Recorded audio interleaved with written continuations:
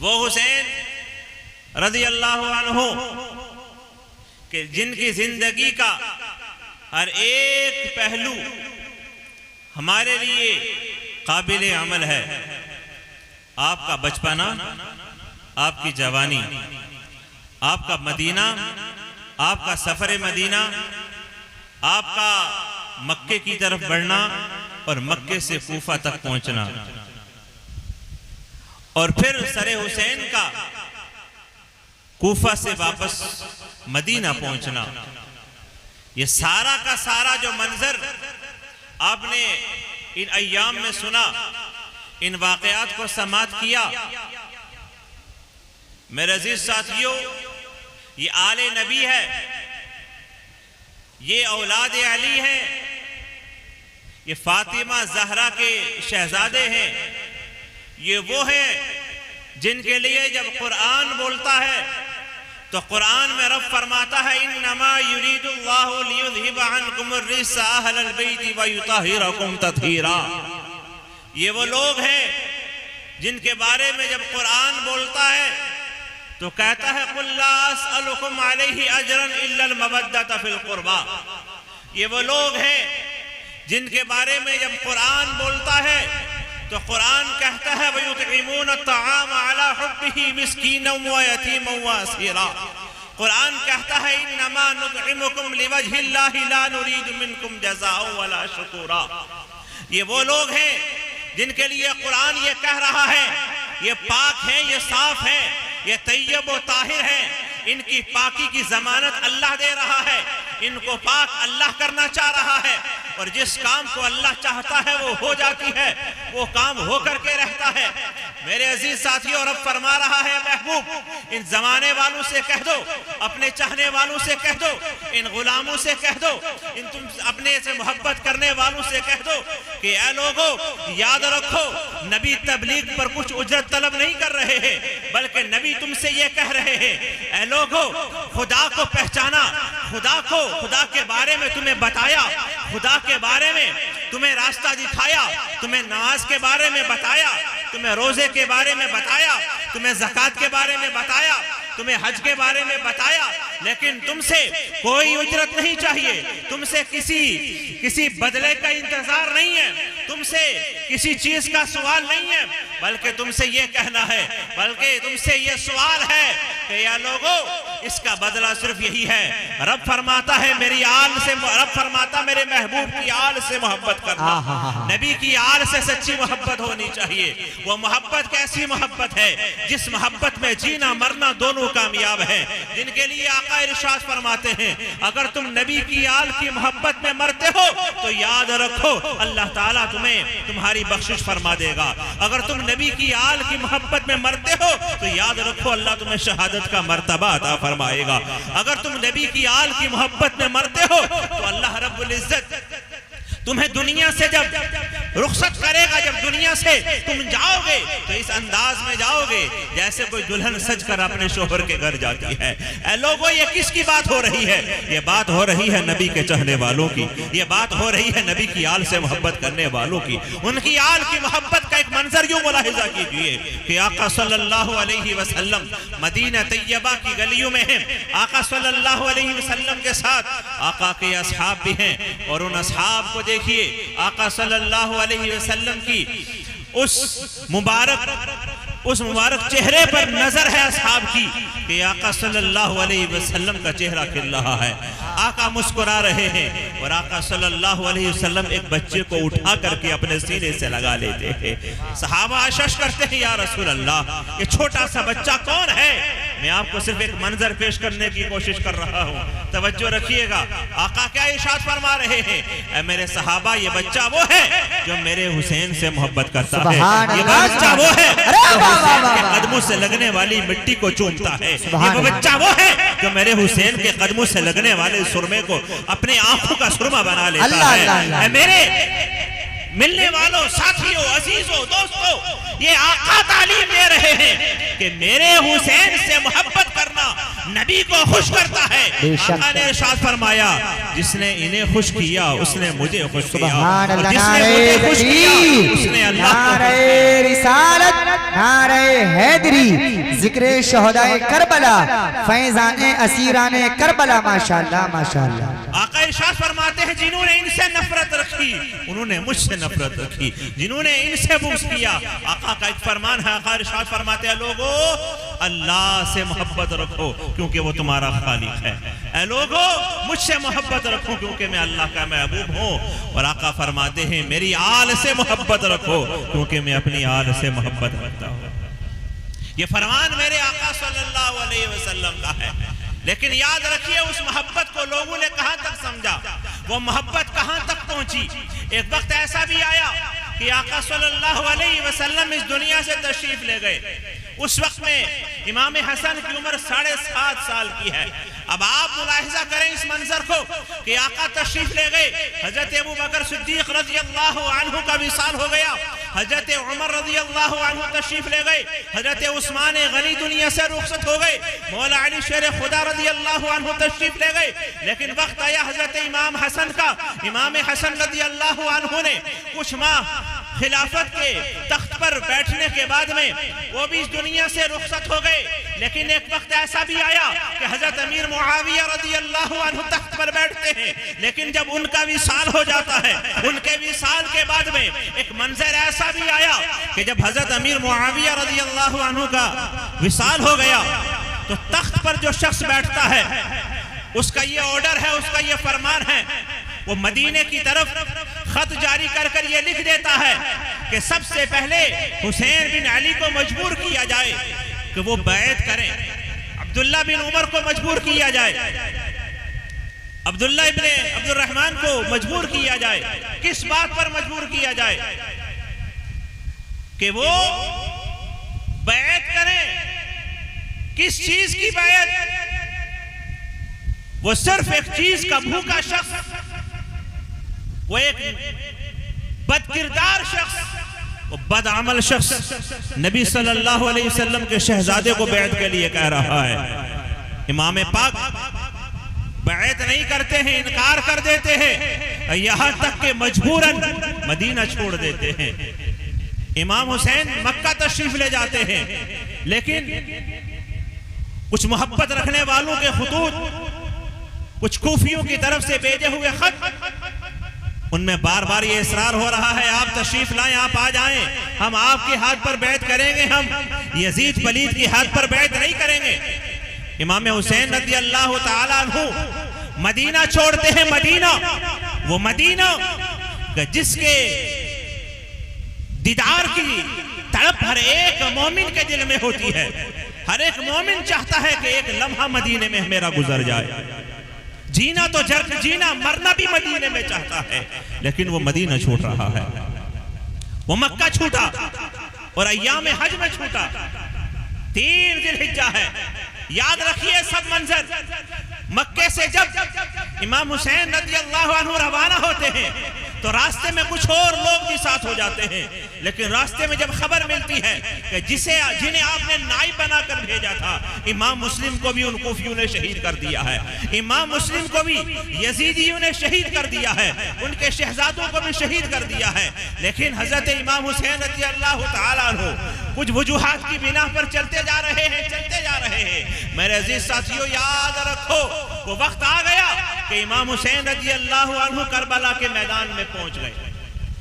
और वहां का मंजर आप देखते हैं, आप सुनते हैं, अब बार बार समाप्त करते हैं कि किस कदर जुल्म किया गया, पानी बंद, सताया गया। एक एक को उन यजीदियों ने शहीद किया, कत्ल किया। लेकिन मामलात आप लोगों की नजरों के सामने मैं ये लाना चाहता हूं। याद रखो, जिस शख्स ने नबी सल्लल्लाहु अलैहि वसल्लम की आल के साथ ज्यादती की, इमाम हुसैन रज़ी अल्लाह अन्हु को सताया, उन पर जुल्म किया, मुझे बताओ ईमान के साथ, क्या उस शख्स का आज कोई नाम लेना चाहता है? क्या उस शख्स के नाम पर कोई आज अपनी औलाद का नाम रखना चाहता है? क्या उस नाम का कोई शख्स आज दुनिया में मौजूद है जो आप फख्र से कहना चाहता हो कि मेरा नाम फला है, मेरा नाम यजीद है। कोई नहीं कहना चाहता, बस यही मैं आपको बताना चाहता था और यही बताना चाह रहा हूँ और यही बता रहा हूँ कि मेरे हुसैन से मोहब्बत रखने वाले, नबी की आल पर जान कुर्बान करने वाले, नबी की आल को सीने में बसाने वाले वो लोग हैं जो कल भी जिंदा थे, जो आज भी जिंदा है और ता क़यामत जिंदा रहेंगे। लेकिन नबी की आल से बुग़्ज़ रखने वाले, हसद रखने वाले, सताने वाले, ज़्यादती करने वाले, उनका नाम कल भी कोई लेने वाला नहीं था, आज भी कोई पसंद नहीं करता है, ता क़यामत कोई पसंद नहीं करता है। बल्कि आप यूं कहो नाम उसका मिट गया है, कोई नाम लेना नहीं चाहता। ना रहा वो जुल्म इब्ने ज़ियाद का, कोई उनका नाम लेना नहीं चाहता, वो जुल्म अब बाकी नहीं रहा। आज अगर कोई चीज बाकी रही है वो जिक्र करबला है, वो जिक्र शहादत इमाम हुसैन है, वो जिक्र इमाम हुसैन है, उसके अलावा कोई नहीं है। मेरे अजीजों, ये मोहब्बत है कि जो लोग शहीद हो रहे हैं और देखने वाले ये कह रहे हैं कि मर गए, मिट गए, खत्म हो गए। आपने सुना नहीं कि यजीद के दरबार में जब इमाम हुसैन रज़ी अल्लाह अन्हु का सरे अनवर पहुंचाया गया था तो उस वक्त यजीद के अल्फाज क्या थे, किस कदर बेअदबी और गुस्ताखी उसने की थी। लेकिन वो ये चाह रहा था कि मैं तख्त पर रहूंगा, मैं हुकूमत करूंगा, मैं लोगों को डील करूंगा, बहुत आगे तक जाऊंगा। लेकिन हुआ कुछ भी नहीं। क्यों नहीं हुआ? कि जो लोग नबी की आल पर जुल्म करते हैं, जो लोग जिन्होंने इमाम हुसैन रज़ी अल्लाह ताला अन्हु के घर वालों को सताया, जुल्म किया, उनका नामो निशान बाकी नहीं रहा, उनका नामो निशान बाकी नहीं रहा। लेकिन नबी की आल से मोहब्बत करने वालों का हाल यह है कि आका एक बच्चे को उठाकर सीने से लगा रहे हैं, आका एक बच्चे को सीने से लगा रहे हैं। और ये क्या इरशाद फरमा रहे हैं, लोगों याद रखो, ये वो है जो हुसैन से मोहब्बत रखता है, ये वो है कि जिसने इमाम हुसैन रज़ी अल्लाह ताला अन्हु के कदम से लगी हुई राख को अपनी आंखों में मारा। इसलिए मैं इनसे मोहब्बत करता हूँ। नबी अकरम सल्लल्लाहु अलैहि वसल्लम के चाहने वालों, आका सल्लल्लाहु अलैहि वसल्लम से मोहब्बत रखने वालों, मुझे बताओ जो आका सल्लल्लाहु अलैहि वसल्लम को तकलीफ पहुंचाता है, क्या वो कामयाब हो सकता है? क्या वो कामयाब हो सकता है? नहीं हो सकता। कुरान में रब फरमाता है, इन्नल्लज़ीना युज़ूनल्लाह व रसूला लअनहुमुल्लाहु फिद दुनिया वल आखिरा। जो तकलीफ पहुंचाते हैं नबी सल्लल्लाहु अलैहि वसल्लम को, जो तकलीफ पहुंचाते हैं अल्लाह रब्बुल इज्जत को, उनका नाम और निशान बाकी नहीं रहता, वो मर जाते हैं, वो मिट जाते हैं। कुरान कहता है लअनहुमुल्लाहु फिद दुनिया वल आखिरा, दुनिया और आखिरत में उन पर लानत होती है। अल्लाह नबी के नवासे को शहीद करने वाले, यजीद पलीद के चाहने वाले, वो यजीदी, उन पर दुनिया में भी लानत है, उन पर आखिरत में भी लानत है। उनको ना कल कुछ मिला है, ना आज कुछ मिलेगा, ना ता क़यामत कोई मिलेगा। लेकिन वो पाक लोग, वो पाक बाज शहजादियां, वो सैयदा ज़ैनब जो सब्र और इस्तिक़लाल का पहाड़ बनी हुई है, इमाम ज़ैनुल आबिदीन जो बीमारी की हालत में भी शरीयत के दामन को नहीं छोड़ रहे हैं, अल्लाह, वो इमाम ज़ैनुल आबिदीन जो हर कदम पर हमें ये पैगाम दे रहे हैं, ऐ लोगों शरीयत का दामन न छोड़ना, सब्र का दामन न छोड़ना। ये तालीम है इमाम हुसैन की। बाकी सब बातें अपनी जगह, लेकिन क्या किरदार हुसैन आज हमारी नजरों के सामने है? क्या आज हम इमाम हुसैन के किरदार को देखकर जिंदगी गुजार रहे हैं? क्या हमारा उठना बैठना, जीना मरना, क्या हमारे आमाल इमाम हुसैन की तालीमात के मुताबिक है? हरगिज नहीं। हम लोग सिर्फ ये चाह रहे हैं कि हम लोग जो मन में आए वैसी शरीयत होनी चाहिए, जैसा मैं चाहता हूं वैसा कानून होना चाहिए। याद रखो, जैसा हम चाहते हैं कानून वैसा नहीं होना चाहिए। जुमला याद रखो, जो कानून रब ने दिया है हमें वैसा करना चाहिए। जो तरीका रसूलुल्लाह का है उस तरीके पर हमें चलना चाहिए। इमाम हुसैन का क्या किरदार है बताइए? इमाम हुसैन ने हमें क्या सिखाया है बताइए? इमाम हुसैन रज़ी अल्लाह ताला अन्हु हमें क्या पैगाम दे करके गए हैं? जब करबला के रेगजार में इमाम हुसैन की तलवार चल रही थी तो यजीदी कट कट के गिर तो रहे थे, लेकिन एक वक्त ऐसा भी आया कि इमाम हुसैन जख्मों की ताब न ला करके घोड़े की जीन से फर्शे ज़मीन पर तशरीफ ले आए। जब शिम्र इमाम हुसैन के सीने अनवर पर चढ़ा तो आपने इरशाद फरमाया था, सुन, जुमे का दिन है, आज लोग खुतबे में मेरे नाना जान का जिक्र कर रहे होंगे, खुतबे पढ़ रहे होंगे, मेरे सीने से उतर जा, मुझे आखिरी सजदा करने दे, मुझे नमाज अदा करने दे, मुझे नमाज के लिए खड़ा होने दे। तो मेरे अजीज साथियों, क्या हुआ? इमाम हुसैन उस वक्त में भी ये पैगाम दे रहे हैं, जालिम कितना ही जुल्म करे। आज अपने हिंदुस्तान के हालात को देखिए और अपने गिर्द जो घेराव किया जा रहा है उसे मुलाहिजा कीजिए और अपनी हालत को देखिए कि कल हमारा क्या हशर होने वाला है, हमारा मुस्तकबिल क्या है। हमारा मुस्तकबिल सिर्फ यही है, अगर तुम हुसैनी बन जाते हो, दुनिया से चले भी जाओगे तो ये लिख करके चले जाओगे कि तुम्हारा तख्त मुबारक हो, लेकिन हमें रसूल पाक के शहजादे इमाम हुसैन का किरदार मुबारक हो। हम कट जा सकते हैं, हम मर जा सकते हैं, लेकिन इमाम हुसैन का दिया हुआ किरदार नहीं छोड़ सकते, उसका बताया हुआ तरीका तर्क नहीं कर सकते। हम मर जाएंगे लेकिन शरीयत की मुखालिफत नहीं करेंगे, अपने ईमान का सौदा नहीं करेंगे, रसूल पाक की दुश्मनी मोल नहीं लेंगे। हम सब कुछ कर सकते हैं लेकिन ईमान का सौदा नहीं कर सकते। माल दे देंगे, जान दे देंगे, सब कुछ करेंगे। ये पैगाम याद रखिए और इस पैगाम को लेकर के आगे बढ़िए। और ये मेरी खास बात और मेरी आखिरी बातों में से एक बात सुनिए, ये जुमला नोट करने का है मेरे अजीज साथियों, ये बात याद रखने की है, तवज्जो कीजिएगा।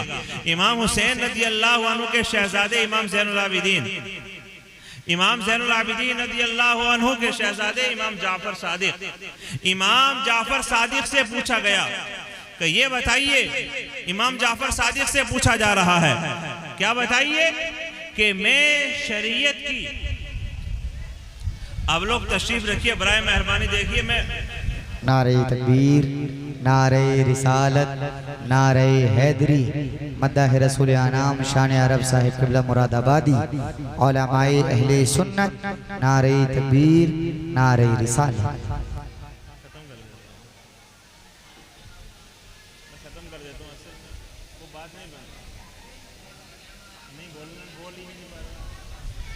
खत्म कर दो, शान अरब भाई का नाम बोल दो। मेरे ये बात सुन लीजिए क्योंकि आप लोगों में ये बात कुछ ज़्यादा ही बढ़ चुकी है। ये हमारे जितने भी अजीज साथी वीडियोग्राफर बैठे हैं यहाँ पर, आप लोगों को अपना काम मुबारक, लेकिन कोशिश कीजिएगा कि इसको अपलोड वगैरह ना ही कीजिएगा, क्योंकि बोलने कब दे रहे हैं और बोला क्या जा रहा है। वो लोग हमारे यहाँ ना एक चीज़ की आदत पड़ जाती है हज़रत, क्या खाना खाने के बाद गुनूदगी तारी हो जाती है, या कुछ लोगों को और चीज़ों की आदत होती है, जब तक उन्हें वो मिल ना जाए जब तक सुकून ही नहीं मिलता। मैंने आपसे अर्ज किया कि मैं भी नबी की हाल का जिक्र कर रहा हूँ। देखिए बात होती है सुनने सुनाने से, बात क्या होती है सुनने सुनाने से, ताली बजती है दोनों हाथों से। अब मैं पूरी कोशिश करता भी रहूँ, रिस्पॉन्स ना आए तो क्या फायदा। मैं अपनी गुफ्तगू समेट रहा हूँ, ये जुमला आप याद रखिएगा। उसके बाद अब क्योंकि मैं यहीं का हूँ, कभी मौका फिर मिलेगा तो बोल लूँगा, लेकिन आपके दिल के अंदर जो इस वक्त में जो चीज़ बेताबी पैदा कर रही है ना, मैं कोशिश करता हूँ कि आपको उसी तरफ ढकेल दिया जाए ताकि जल्दी आप उस मंजिल तक पहुँच जाओ। मेरा ये आखिरी जुमला याद रखिए। किससे पूछा? इमाम जाफर सादिक रज़ी अल्लाह अन्हु से। क्या पूछा गया कि आप ये बताइए कि हम दीन की तबलीग कैसे करें, हम दीन का काम करना चाहते हैं तो दीन का काम कैसे करें। तवज्जो है लोगों की कि हम दीन का काम कैसे करें। तो इमाम ज़ैनुल आबिदीन रज़ी अल्लाह अन्हु ने, इमाम ज़ैनुल आबिदीन के शहजादे इमाम जाफर सादिक रज़ी अल्लाह अन्हु ने इरशाद फरमाया कि तुम अगर दीन की तबलीग करना चाहते हो तो तरीका ये है कि तुम खुद ही दीन की बातों पर चलना शुरू हो जाओ। सुभान अल्लाह, सुभान अल्लाह। तुम शरीयत की पाबंदी करना शुरू हो जाओगे, तबलीग शुरू हो गई। तुम्हारा बोलना शरीयत के मुताबिक होना चाहिए, तुम्हारी गुफ्तार, तुम्हारी रफ्तार, तुम्हारी आदत, हर कुछ शरीयत के मुताबिक होना चाहिए। जब सब कुछ शरीयत के मुताबिक होगा जब सब कुछ तुम्हारा तरीका मुस्तफ़ा के मुताबिक होगा तो तुम्हें देख देख करके लोग तबलीग हासिल कर लेंगे, तुम्हें देख देख करके लोग दीन हासिल कर लेंगे। जब तुम्हें देख देख करके दीन हासिल करेंगे तो समझ लो कि तुम तबलीग कर रहे हो। लेकिन अगर तुम ऐसा नहीं करते हो और ये कहते हो मैं तबलीग तो करना चाहता हूँ लेकिन करूँ कैसे, तबलीग तो करना चाहता हूँ लेकिन मुझे सब मामलात को पूरे गेटअप में आकर के करना होगा, तो याद रखिए जिस हाल में आप हैं, जिस कैफियत में आप हैं, बस उसी कैफियत में आप शरीयत पर चलना शुरू हो जाए। नमाज पढ़े, आप सच बोले, आप सब्र से काम लें, अब शरीयत की पाबंदी करें, अब आका सल्लल्लाहु अलैहि वसल्लम की तालीमात पर अमल करें, तो समझ लीजिए कि आप जो शरीयत की पैरवी कर रहे हैं यही आपकी तबलीग है और यही तबलीग आपको दोनों जहान में कामयाबी दिलाने वाली है। मेरे आका सल्लल्लाहु अलैहि वसल्लम का जो तरीका है ना वो इतना बेहतरीन है जिसके लिए कुरान खुद कह रहा है लक़द कान लकुम फी रसूलिल्लाहि उस्वतुन हसना, रसूलुल्लाह की जिंदगी तुम्हारे लिए बेहतरीन नमूना हयात है। तो उसे छोड़ करके अगर हम लोग आगे बढ़ना चाहते हैं तो कामयाबी नहीं मिल सकती है। याद रख लीजिए आका की फरमा बरदारी, आका की ताबेदारी जरूरी है। शायर ने बड़े प्यारे अंदाज में कहा था कि मोहम्मद से वफा तूने तो हम तेरे हैं, ये जहां चीज है क्या लोहो कलम तेरे हैं। अल्लाह मुझे आपको सबको अमल की तौफीक अता फरमाए। अस्सलाम वालेकुम।